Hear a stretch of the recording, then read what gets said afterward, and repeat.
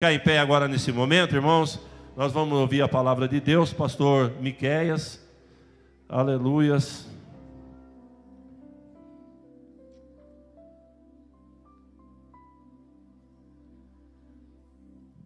Cumprimento a igreja com a paz do Senhor. Amém, glória a Deus. A igreja pode se assentar. Mais uma vez uma alegria, um privilégio poder compartilhar com a igreja o que Deus tem colocado no meu coração. E nós temos observado, foi uma frase, que o Daniel estava cantando, ele falou que Deus já estava falando aqui, né? E está falando desde o começo, nas palavras que nós temos ouvido, quando o pastor Paulo também, né? Agora o pastor Marcos também falando, contando testemunho. Então nós estamos aqui ouvindo a voz de Deus, amém? E nós temos alguns minutos para compartilhar, e eu estou com um texto que Deus colocou no começo dessa semana para mim, e esse texto, até compartilhei com um amigo meu sobre ele, que está em Lucas, no capítulo 13, nós vamos ler bastante, tem vários versículos que eu vou ler, né? Eu gosto de ler bem o texto inteiro, porque fica mais fácil da gente compreender, tá? A gente vai meditar na palavra, então é importante que a gente tenha essa busca no texto. Então nós vamos ler Lucas 13, a partir do versículo 10, vamos até o 17, depois vamos ler Lucas 14.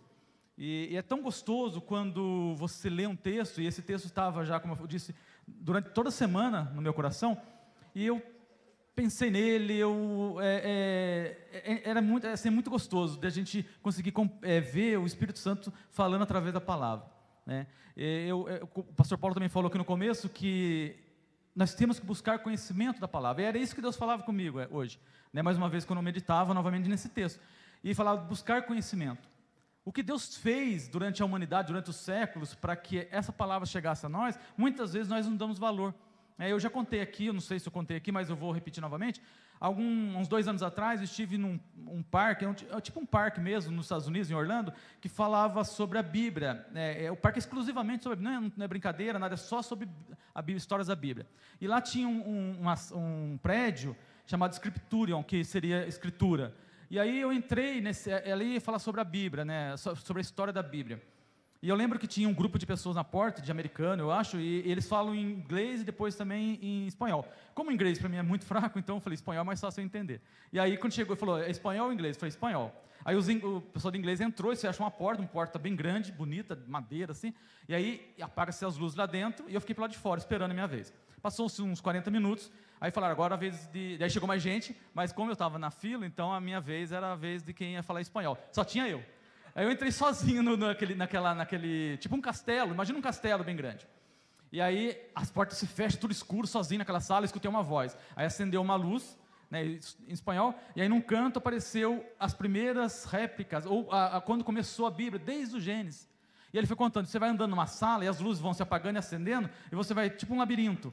E cada lugar que eu chegava, tinha às vezes parte de um achado da Bíblia, de séculos atrás. E aí, aquela voz, aquele locutor, ele ia narrando, durante esses 1500 anos, quando a Bíblia foi escrita por cerca de 40 pessoas, 40 homens de Deus, e ele foi mostrando.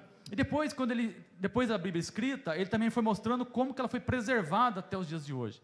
E aí vem passando pelos grandes pregadores dos séculos passados, até que a gente entra numa última sala, toda escura, e aí foi abrindo as janelas, e aí ele foi abrindo as janelas dos personagens principais da Bíblia, desde Moisés, né, até chegar no último, que é Jesus Cristo. E aí, quando terminou, ele foi falando de um por um assim, e aí o teto era tipo meio arredondado, e acendeu-se uma luz, e apareceu uma cruz e as estrelas do céu assim. E eu comecei a chorar, sozinho ali naquela sala, e eu saí daquele lugar chorando, porque eu fiquei pensando assim, quanto que Deus fez para preservar a Bíblia para nós, essa palavra, e nós não damos muitos valores às vezes. Nós temos ela, nós só lemos ela, quem sabe no culto, quando a gente vem. Mas eu fiquei imaginando, isso me deu uma paixão muito maior pela Bíblia.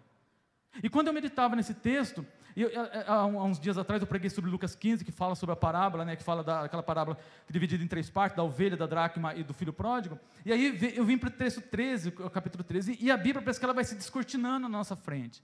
Isso me fascina, me fascina. Então eu gostaria que vocês, como o pastor Paulo falou no início, desperte-se pela palavra, desperte para orar e buscar a presença de Deus. Isso não tem preço. E é isso que eu quero compartilhar com vocês rapidamente aqui. O tema que Deus colocou é: qual é a desculpa sua para não participar da festa de Deus? Deus está organizando uma festa, uma ceia, mas muitas pessoas estão dando desculpa para não participar dessa ceia. E a pergunta que Deus falava comigo essa semana é: qual é a desculpa que eu estou dando para não participar dessa ceia? Aqui hoje tem pessoas que estão dando desculpas, porque se fosse assim, Deus não mandaria eu falar isso. Então nós vamos falar, eu vou ler aqui, eu gostaria que vocês acompanhassem comigo, eu vou ler a primeira palavra para a gente meditar sistematicamente nela, no que Deus falou comigo. Fala assim, Lucas capítulo 13, versículo 10. E ensinava no sábado, numa das sinagogas. E eis que estava ali uma mulher que tinha um espírito de enfermidade, havia já 18 anos. E andava curvada e não podia de modo algum endireitar-se. E vendo a Jesus, chamou-a a si e disse-lhe: mulher, estás livre da tua enfermidade. E impôs as mãos sobre ela, e logo se endireitou e glorificava a Deus. E tomando a palavra, o príncipe das sinagogas, indignado, porque Jesus curava no sábado, disse à multidão: 6 dias há em que é mister trabalhar. Nesses, pois, vinde para serdes curados, e não no dia de sábado.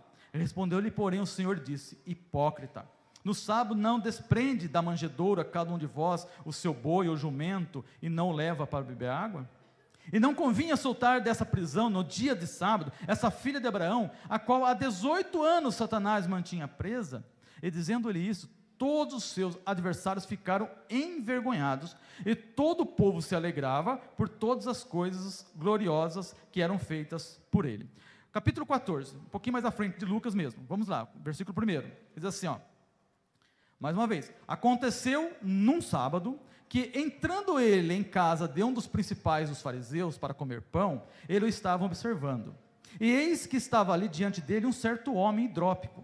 E Jesus, tomando a palavra, falou aos doutores da lei e aos fariseus, dizendo: é lícito curar no sábado?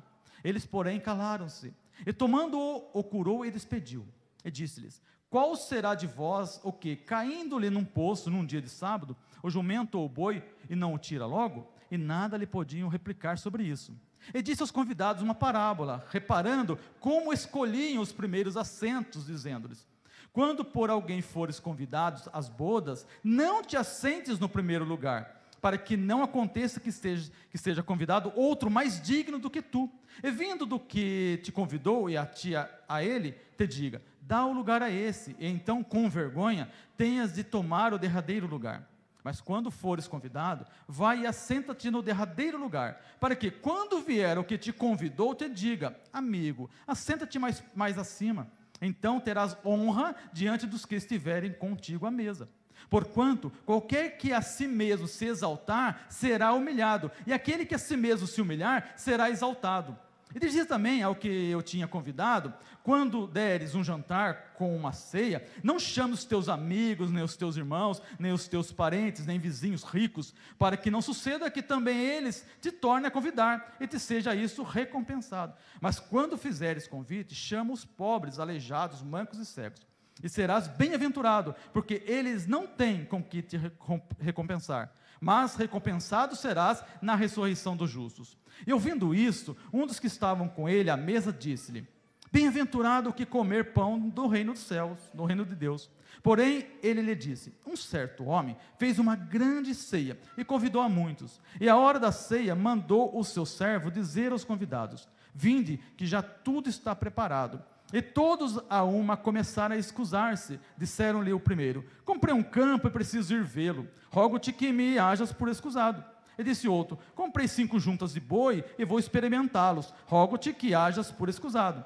E outro disse: casei e portanto não posso ir.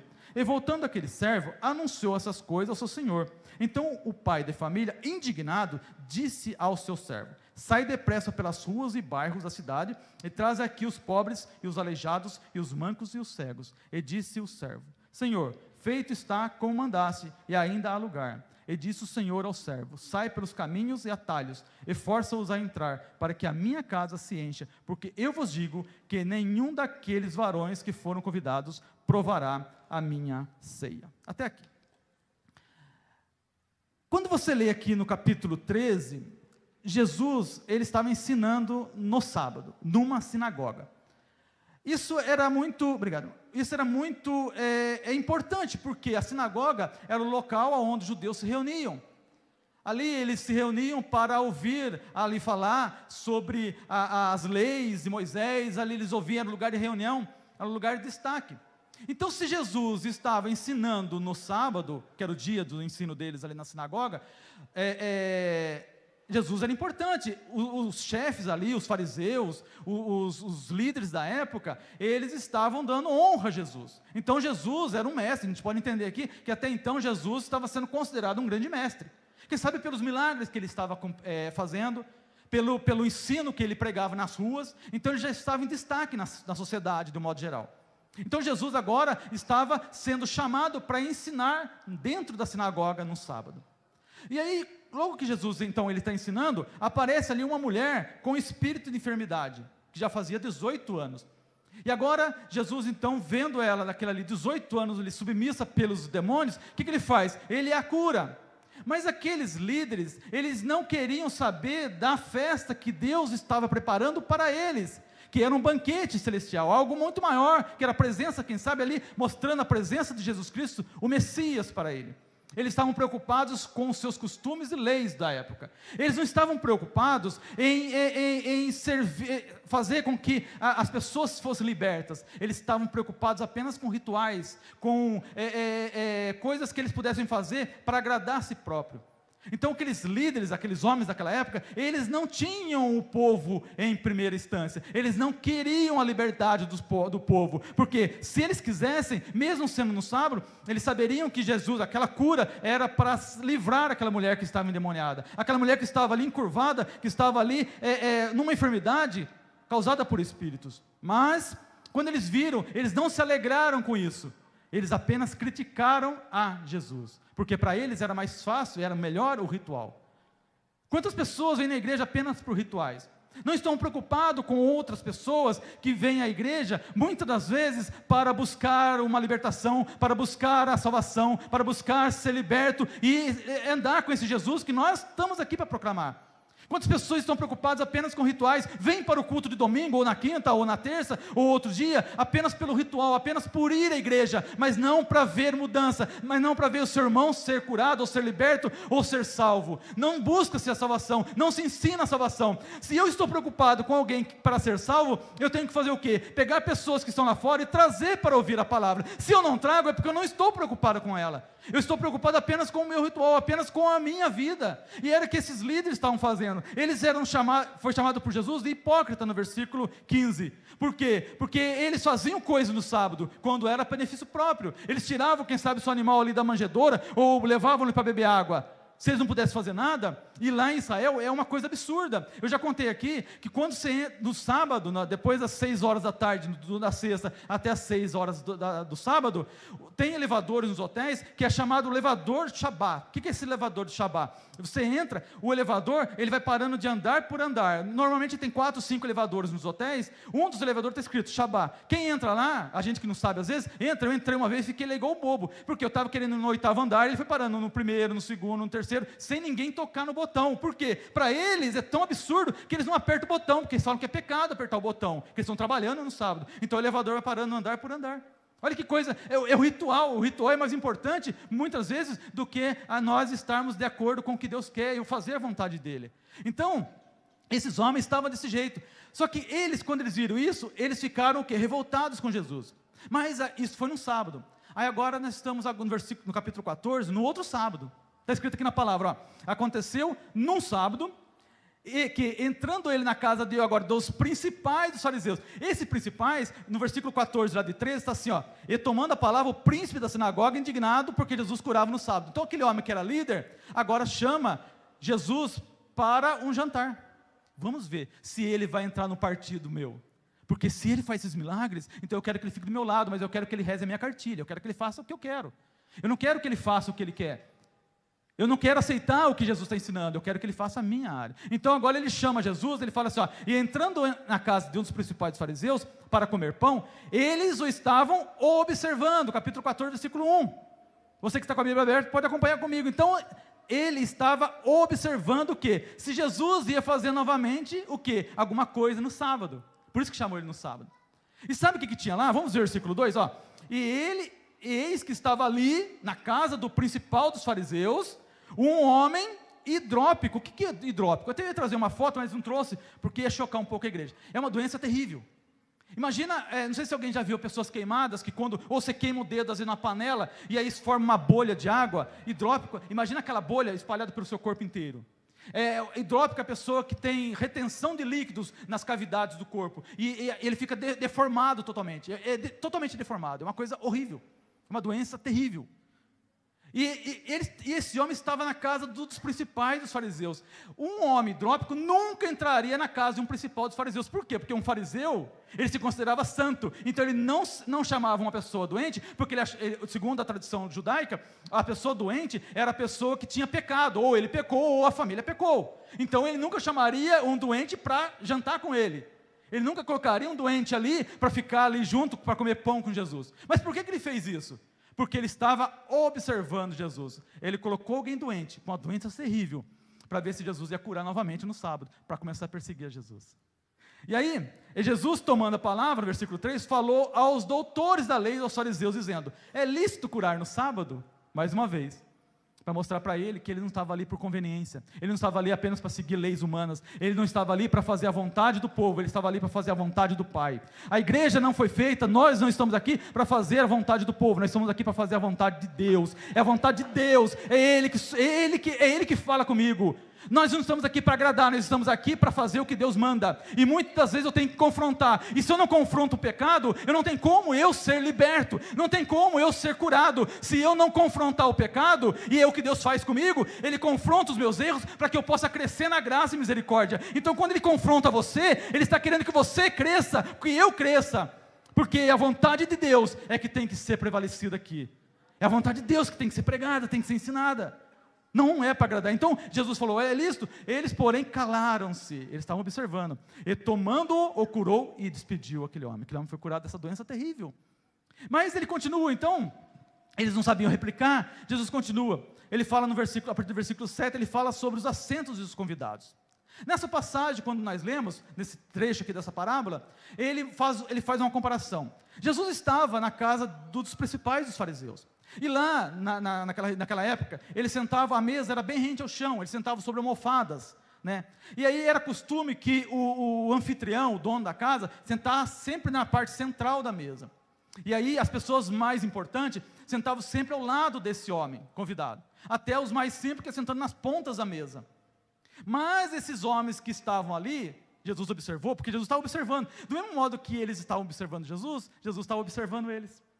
Aí ele começou a ver que todo mundo queria sentar do lado do anfitrião da casa, e começou uma disputa ali. Então Jesus falou assim: olha, se você, olha o que ele fala no versículo 8, quando por alguém fores convidados às bodas, não te assentes no primeiro lugar, para que não aconteça que esse convidado esteja com alguém mais importante ou mais digno do que você, e tire você que está ao seu lado, e mande você lá para a ponta da mesa, e você envergonhado vai sentar, porque o mais digno está sentado ali. Senta primeiro lá na ponta, não seja aquela, não queira buscar destaque, aonde você não foi chamado para buscar destaque. Quantas pessoas vêm na igreja apenas para mostrar alguma coisa? Quantas pessoas estão querendo posições, ou cargos, ou alguma coisa, para mostrar que tem o cargo, mas não quer trabalhar na obra, não quer se entregar na obra, não quer fazer com que a obra cresça, não quer fazer com que a obra venha a prosperar. Por quê? Porque apenas buscam destaque na casa de Deus, buscam destaque na igreja, buscam algum destaque, apenas que o seu nome seja falado, mas não quer saber que o nome verdadeiro que tem que ser falado aqui é do anfitrião dessa festa, é o Jesus que está aqui para ser cultuado, é Ele que eu tenho que falar, não sou eu importante, não é você importante, mas é Jesus Cristo que é importante. Agora, se Ele te chamar para sentar do lado dele, então senta, mas não busque esse destaque, deixa que Jesus te chame, deixa que Jesus te convoque para a missão, e quando Ele convocar, você faça a missão, independente da missão que Ele te der, senão mesmo que não te dê destaque, não importa, o importante é fazer a sua vontade, porque haverá uma festa, nós vamos chegar nela daqui a pouquinho, haverá uma festa, e essa festa Ele está te convidando nessa noite. A festa vai haver, vai ter uma ceia, mas tem muita gente que ainda está apenas procurando destaque, mas não está preparado para essa festa. Então continua aqui na Bíblia, vamos lá. Mas quando fores convidado, vai e se assenta no derradeiro lugar, para que quando vier o que te convidou, te diga: amigo, assenta-te mais para cima, então terás honra diante do que estiver contigo à mesa. Ou seja, se foi chamado pelo anfitrião, então vai agora, mas não busque destaque apenas para se aparecer. Não é isso que Jesus quer. A igreja não foi feita, não é um lugar para nós nos aparecermos. A igreja não é um lugar para eu ter destaque. Aqui o destaque é Jesus Cristo, é a sua palavra, é Ele que eu glorifico, é Ele que eu louvo. Os hinos têm que louvar a Deus. Tudo que nós fizemos aqui tem que ser para a honra e para a glória dEle, não é para o homem. Nós não estamos aqui para ser glorificado, nós não estamos aqui para receber honra, nós estamos aqui para honrar aquele que morreu e me comprou com seu sangue na cruz do Calvário. Aí continua então no versículo 15, capítulo 14, a parábola da grande ceia. E aí ele fala assim: e ouvindo isso, um dos que estavam com ele à mesa disse-lhe: bem-aventurado o que comer pão no reino de Deus. Alguém falou isso: bem-aventurado o que comer pão no reino de Deus. Porém, ele lhe disse, Jesus agora falando: um certo homem fez uma grande ceia e convidou a muitos. E a todos a uma começaram a excusar-se, dizendo-lhe o primeiro: comprei um campo e preciso ir vê-lo. Rogo-te que me hajas por excusado. Vamos entender o que Jesus estava dizendo com essa parábola para os judeus da época. Nós não somos judeus, então a gente não entende. Eu acho que não tem nenhum judeu aqui. Então a gente não entende direito como que era a cultura da época. Vamos entender. Quando alguém ia fazer uma festa, não é como o brasileiro. Como que o brasileiro faz uma festa? Você convida 50 pessoas, aí você compra comida para 100 pessoas, porque você quer que sobre, quer que a pessoa saia de lá bem, né, que coma bastante salgadinho, bastante coisa, bastante pão, né, com carne louca, essas coisas a gente faz, a gente quer que sobre, né? Eu lembro assim, a minha esposa sempre fala que, se meu sogro falar assim, vai vir 3 pessoas na sua casa, ele compra 20 pães. Então assim, a gente que tem esse hábito de querer mais, por quê? Porque o brasileiro é assim, é a nossa cultura, hoje tem fartura de comida, a gente perde comida, a gente joga comida fora. Mas imagina naquela época, dentro daquela cultura, num país que vivia no deserto, comida não era assim, não existia comida para você desperdiçar. Então como que eles faziam? Eles faziam assim: eu vou fazer uma festa, então eles vão chamar 20 pessoas para essa festa. Então, antes de fazer a festa, ele mandava os convites para as 20 pessoas. Aí um falava assim: olha, nessa data eu não posso, então era 19. O outro falava: não, nessa data eu não vou poder ir nessa festa, 18. Aí quando fechava o número de pessoas, aí ele ia preparar agora a festa, depois de alguns dias, depois de algum tempo era preparada a festa. E se ele tinha colocado 18 pessoas no convite, quanto que ia ter de comida? Para 18 pessoas, era uma quantidade única. A festa para o judeu não era apenas comer, como é para o brasileiro, até para o crente gosta muito de comer. Então, qual que é a festa? A festa a gente come bastante, mas não era assim. A festa deles, existiam várias fases da festa. Existia a fase da confraternização, existia a fase do momento de comer, de se banquetear, e depois tinha a fase das danças. Era normal, para o judeu, todas as festas normalmente tinham uma dança. Tinha ali uma confraternização. A comida não era o principal, era um dos pontos da festa. Então, quando aquele senhor, aquele homem, aquele rei, ele vai fazer uma festa, na parábola de Jesus aqui, então vamos pensar como Jesus estava falando para eles. Ele ia fazer uma festa, então ele fala assim, no versículo 16: porém ele disse: um certo homem fez uma grande ceia e convidou a muito. Quando ele convidou, foi aquele convite daquelas pessoas que já estavam estipuladas que iriam para a festa. Para quem Jesus estava falando isso? Para os judeus, para aqueles homens que Jesus chamou lá atrás hipócritas, que eram os fariseus, os escribas, os homens que tinham sido convidados para a festa, os homens que tinham sido chamados para aquela festa. Mas o versículo 17 continua assim, agora, e a hora da ceia, ou seja, algum tempo depois, alguns dias depois, não sei quando, chegou a hora da ceia. Estava fechado lá, vamos dizer, 18 pessoas na ceia. Agora, chegou a hora então do Senhor mandar o seu servo chamar aquelas pessoas que tinham dado garantia que iam para a festa, tinham dito que iriam para a festa. Então, chegou a hora da ceia, mandou o seu servo dizer aos convidados, já estavam convidados: vinde que já tudo está preparado, já preparou a comida para eles, está tudo certinho, a porção dele já está reservada, já está pronta a comida, a parte dele, o lugar dele já está reservado na festa, ele não se preocupe que já está pronto. Mas aí, a todos, a uma, começaram a excusar-se, ou seja, começaram a rejeitar o convite agora daquele senhor. O que Jesus estava dizendo? Chegou o momento da festa, eu sou o anfitrião da festa aqui agora, Só que, quando vocês foram convidados, vocês agora dão desculpas esfarrapadas para não participar da minha ceia que eu preparei. Quantas pessoas foram convidadas? Quantos de nós estamos na igreja, já fomos convidados para essa festa, mas quando nós somos agora chamados para participar, para fazer a vontade de Deus, para trabalhar na obra, eu começo a dar desculpas esfarrapadas. Por quê? Porque agora eu não quero mais. E as desculpas aqui eram tão esfarrapadas que vocês vão ver as 3 desculpas. Eram absurdas as desculpas. Por quê? Porque eles não queriam era participar da festa. Não tinha nada, era tudo mentira, não tinha nada do que eles estavam falando aqui. Por quê? Porque dentro da cultura judaica, isso era dar uma desculpa meio esfarrapada, era aquelas que eram absurdas. Olha que continua aqui, ó.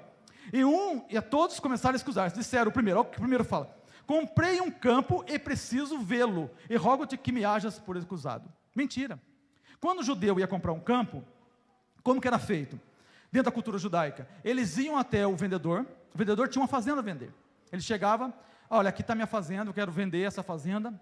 Aí ele fala, eu quero comprar. Tudo bem, então você tem 1 ano para arar a terra, plantar a terra, ver se a terra é boa, para depois comprar a terra. Demorava 1 ano para eles comprarem. Então ele ia, ele testava a terra, se a terra fosse boa, aí sim, depois de 1 ano ele fechava negócio. Então quando ele fala aqui, ó, que eu comprei um campo e preciso ir vê-lo, mentira, ele não ia comprar uma coisa que ele não tinha visto, porque ele já tinha que ter 1 ano trabalhando no campo, ou seja, ele estava dando uma desculpa esfarrapada para aquele senhor. Ele estava dizendo que ele não queria a festa para ele vinha em segundo plano, qualquer coisa para ele era mais importante. Por quê? Porque para ele o mais importante era não ir, não participar. Era a mesma coisa ele dizer, eu não quero ir para a sua festa, mas ele dá uma desculpa. E muitas vezes nós fazemos as mesmas coisas. Quantas vezes Jesus nos convoca para uma missão e nós damos desculpas esfarrapadas, nós não queremos ir, eu sei que Jesus está falando isso comigo. Então, a gente fala, não, eu começo a falar, não, mas é mais importante, eu tenho que fazer alguma coisa, eu tenho que trabalhar em alguma coisa, eu tenho que ir visitar alguém, eu não quero ir, eu não vou para a obra, eu não faço a obra, eu não vou, eu não me entrego, eu não me coloco na direção de Deus, eu acho que a minha vida é mais importante do que a obra dele, e se você e eu vai passar sobre a terra aqui, 80, 90 anos, uns menos, outros mais, mas é nada perto da eternidade, e nós estamos aqui plantando para participar dessa festa, e eu muitas vezes dou desculpa, porque se eu não entrar nessa seara, se eu não olhar para trás, e não pegar a mão no arado, e não entrar, eu não vou participar dessa festa. Só que Deus nessa noite, Ele está convocando você e a mim, para participar da festa, que Ele está preparando no céu. Você já foi convidado, mas quando chegar o dia, você tem que ir, você tem que se entregar, porque é isso que Ele quer. Desculpa isso, rapaz, vamos ver o segundo, vamos ver se é melhor que a do primeiro. E o outro diz, comprei 5 juntas de boi e vou experimentá-los. Mentira novamente. Ninguém comprava boi naquela época sem conhecer também o animal. Como que ele comprou sem saber quem era o animal? Como que ele comprou os animais? E também, até os dias de hoje, para a cultura judaica, é impossível alguém comprar um animal, ou um cabrito, um boi, e sem conhecer o animal. Ele vai até nós mesmo. Quem compra um carro sem ver, dificilmente alguém compra. Quando normalmente compra na internet, pode ver que é golpe às vezes. Você vai, testa o carro, não é assim que a gente faz? A gente vai, testa o carro, dá uma olhada no motor, chama um mecânico amigo meu, dá uma olhada para comprar o carro. Então como que aquele homem ia comprar junta de boi, sem conhecer a junta de boi? É porque ele não queria ir. Mas uma desculpa esfarrapada. Mais importante para ele era fazer as suas coisas, e não se colocar na direção de Deus, não se prontificar para essa ceia que está sendo chamada. E aí o terceiro, ele fala assim, ó, e outro disse, casei, e portanto não posso ir. Essa daqui é a pior. Por quê? Porque um homem, porque não é pelo casamento, eu vou explicar para vocês, se você for no original, não é casamento isso. Um homem nunca falava da sua esposa. Dentro da cultura dos árabes, e dentro da cultura judaica, a esposa normalmente, eles não colocavam ela em destaque, ele não colocaria ela como desculpa, em hipótese alguma. A esposa, normalmente naquela cultura, ela era colocada em segundo plano. Então ele nunca dava uma desculpa sobre casamento, ou colocaria a esposa dele como desculpa para alguma coisa. O que ele estava dizendo aqui, quando ele fala casei, quando você vai para o original? Ele tinha se deitado com alguma mulher que não fazia parte, então para ele era mais importante ele estar com ela, do que ele estar naquela festa. Quando ele cita uma mulher, ele não está dizendo da mulher dele, porque a mulher dele era reservada para ele. Ele estava falando de alguma outra mulher, que não lhe pertencia, mas ele tinha tomado para ele. Que era o pior. Ele colocou-se contra a festa, ele não foi na festa, apenas para dar uma desculpa, sobre uma coisa pior, que seria um pecado, que seria ir com uma mulher que não era a mulher dele, não era casamento. Então, ele fala, casei, portanto não posso ir. Agora, e voltando aquele servo, anunciou essas coisas ao seu senhor. Então o pai de família, indignado, disse ao seu servo: sai depressa pelas ruas e bairros da cidade, e traz aqui os pobres, os aleijados, os mancos e os cegos. No contexto dessa parábola, Jesus estava falando para os fariseus, estava falando para aqueles homens que estavam observando ele. Só que Jesus também estava observando eles. E agora falou assim: olha, vocês não quiseram participar da festa. A festa está sendo exposta. A festa está sendo agora chamada vocês para esse banquete. Mas vocês não querem. Agora nós vamos fazer o seguinte: vamos chamar os necessitados, os aleijados, os mancos, as pessoas que estão lá fora precisando de participar dessa festa. Eu não vou perder a comida. Eu não vou perder o banquete que eu preparei. Então vai buscar as pessoas lá fora. E é isso que ele fez, e é isso que ele fez com a igreja. Hoje, quando nós somos chamados, nós éramos os aleijados, os mancos, os coxos que estavam lá fora. Nós é que estavam lá, presos por Satanás. Mas Jesus, pela sua misericórdia, Ele mandou alguém nos buscar. E hoje você está aqui, participando sim dessa festa. Porque cultuar a Deus é uma festa. Você é a pessoa que Jesus está falando aqui. Você é o aleijado, você é o pobre, você é o manco. Eu sou o cego que Jesus chamou. Por quê? Porque os bons, os homens que eram os líderes da época, não quiseram, eles tinham desculpas farrapadas para não participar. Então Jesus teve misericórdia e Ele mandou buscar você e eu, e você está aqui hoje, e Ele te fala: um dia você vai cear comigo, um dia você vai morar comigo, um dia eu levarei você para estar comigo eternamente, porque você aceitou o meu Filho Jesus, você aceitou o dono da festa, você disse sim ao dono da festa. Agora cabe a mim e a você continuar a levar isso, porque, continuando aqui, e disse o servo: Senhor, feito está, ou seja, chamei os mancos, aleijados, cegos, mas ainda há lugar. Então, meu irmão, ainda há lugar. O que você está fazendo aqui sentado no banco? O que eu estou fazendo sentado no banco? Ainda há lugar na festa. A festa não está completa. Falta você buscar o seu vizinho, falta você buscar o seu parente, falta você buscar o seu amigo que trabalha com você no trabalho. Falta você ainda se entregar e falar: eu quero ir buscar, porque ainda há lugar. E a mensagem que Deus colocava no meu coração é: qual é a desculpa que eu estou dando? Qual é a desculpa sua e minha para não buscar, para não trazer pessoas? Qual é a desculpa que eu tenho arrumado? Porque eu vos digo que nenhum daqueles varões que foram convidados provará da minha ceia. Muitos foram convidados, muitos foram chamados para participar, mas eles não quiseram, eles negaram. Não faça como eles, não faça como os fariseus, não faça como os hipócritas daquela época, aqueles homens que eram atores, que mostravam uma coisa na frente de uns, mas por trás eram como sepulcros caiados, ou seja, era um sepulcro bonito, mas dentro estava só podridão. Não seja um crente assim, nós não podemos ser assim. O que eu sou aqui, eu sou em qualquer lugar, porque eu sou o templo do Espírito Santo. Aonde eu vou, eu levo esse Espírito Santo, eu levo essas boas novas que é o Evangelho, eu levo o que? A glorificação do nome de Jesus, eu dou o bom testemunho. Por quê? Porque eu sou usado por Deus, eu faço parte de uma igreja, aonde Ele resgatou e comprou, e me convocou para essa festa. A festa está sendo servida, você está sendo convidado, você faz parte dela. Então não dê desculpa esfarrapada, não deixe para trás, não deixe para amanhã fazer as coisas que Deus colocou no seu e no meu coração para hoje. Porque é hoje que Ele te convoca, é hoje que Ele me convoca, é hoje que Ele me chama. O chamado está feito, a festa está sendo servida, o seu lugar está lá já preservado agora, porque você foi chamado. Mas Ele ainda fala nessa noite, e Ele continua falando para mim e para você: ainda há lugar. Não está completa a festa ainda, porque só estará completa o dia que Ele arrebatar essa igreja. Então estará completa, aí sim, todos que foram chamados, todos que fizeram parte desse convite maravilhoso da festa, estará na festa para cear com o dono da festa, que é o nosso Deus. Jesus Cristo, Ele estará conosco, e ali, Ele nos mostra através da palavra, Ele nos convoca e nos diz que um dia nós estaremos com Ele, ceando, glorificando e vendo Jesus. Como eu anseio ver Jesus. Vocês não têm noção, às vezes eu estou lendo a palavra, e às vezes eu fico imaginando, como seria grandioso eu poder ter ouvido Jesus. Ter ouvido Jesus ali, ao lado do, quem sabe, do mar da Galileia, ou quem sabe, em algum lugar ali, pelo Jordão, andando. Se eu tivesse vivido naquela época, o que será que eu teria feito? Não sei. Mas seria tão maravilhoso, se eu soubesse quem é Jesus, e ter visto Ele. Eu não vi ainda.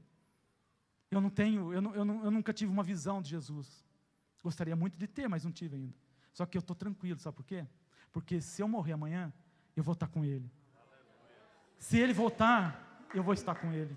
Então isso é que me glorifica, isso que me alegra, isso que me alegra, isso que me alegra. Sinta essa alegria de poder estar com Jesus, de ouvir Jesus, de entender quando você olhar para a palavra dele e tentar imaginar Jesus falando com você. Quando você pegar uma parábola dele, a Bíblia me fascina tanto, porque eu começo a imaginar quando eu estou lá sentado no meu canto em casa, lendo a palavra, fazendo o meu devocional, eu fico imaginando que é como se Jesus estivesse falando aquilo para mim, olhando para mim, e Ele está falando isso, porque você não é mais um na multidão.